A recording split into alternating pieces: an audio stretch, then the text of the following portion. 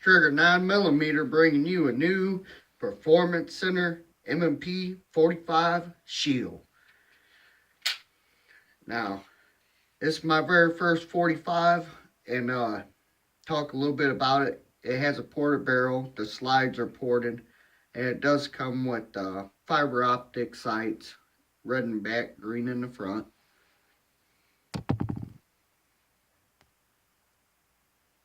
They are pretty sweet, but if you're like me and you're a daily carrier,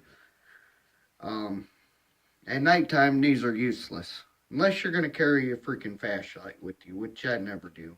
The Performance Center, they changed the plunger and I think the trigger bar and something inside the trigger, and it's pulling at 6.5 pounds. Show you that it's unloaded. There ain't nothing in there. I did a safety check earlier. Show you that.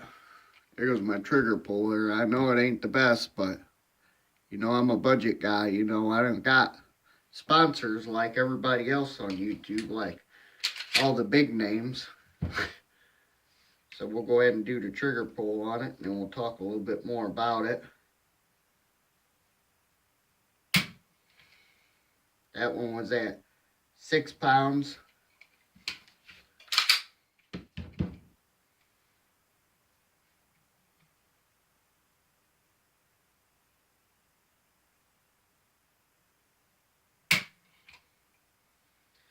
£6 again. We'll do it one more time so that we get our average here. Try to get it down a little bit more farther and see how much it does then.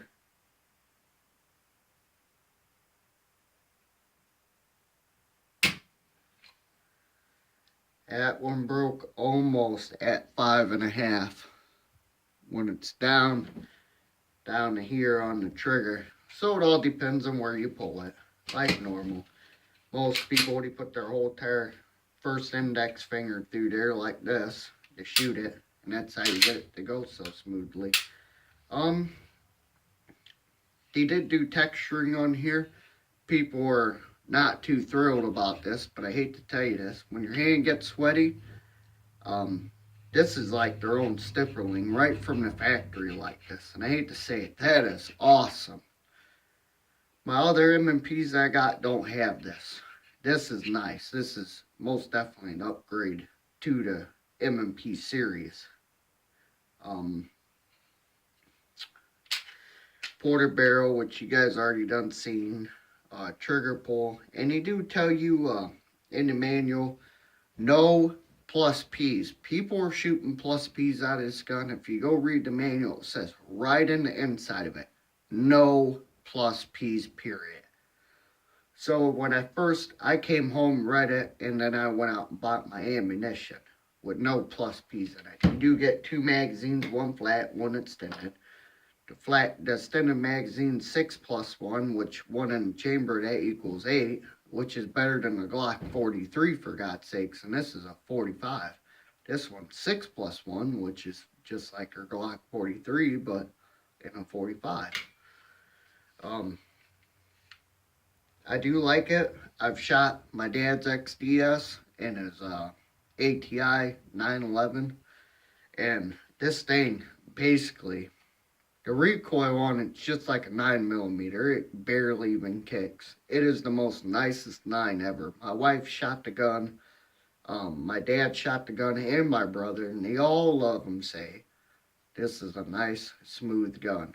It is the nicest 45 with a 3.3-inch barrel that I've shot. My dad's XDS 45, it's nice, but that thing, it's a freaking handful. This gun you could take to the range and put 100 rounds through it and not mess your hand all up. Now I'll show you guys the breakdown if you guys haven't seen how to break down a M&P shield yet for basic cleaning. What you do is you put it in this lock position backwards, like you just got done shooting the last round. Basically push that up while you're pulling it back. Push this lever down, and on the inside of it, let's see if we can't get this in the camera. This thing's very hard to see. Hold on, I pull out a flashlight. I think I got one of my big old Joes up here. There's that little yellow tab in there. You can go ahead and push that down. That will disengage the trigger actually. And my M&P 9C, it actually has a little thing comes out right here, and you can push that down. That's also a punch. It basically means you don't have to pull the trigger to pull it apart. See that? I'll show you that porter barrel now. And there is some different things, and I'll show you that right now. This has like little serrations on it, which is really weird, and you can really feel them. And it does have a different plunger, like I already done said. And he did something else to the trigger, because this thing is just so freaking sweet. It is ported on both sides. No, not on the bottom side. Just on two sides only. As you guys can tell, it looks like it's greasy. Well, it is. And we're going to talk about that a little bit too. Why you should make the switch from regular oil to grease. A while back ago, we bought PT 111s. And they ran like dog shit on regular oil. And that's how you reassemble it. You put it back together, slide it back, push pin up. And they ran horribly. I run grease and everything. Because I've been carrying this gun for about 2 or 3 weeks now. And the grease is still there. Go wear any gun that has oil in it. I don't give a crap what it is. It will disappear. It will not disappear when you guys get grease.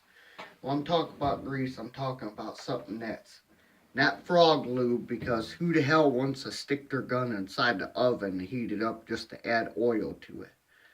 This one, I love the FPS stuff.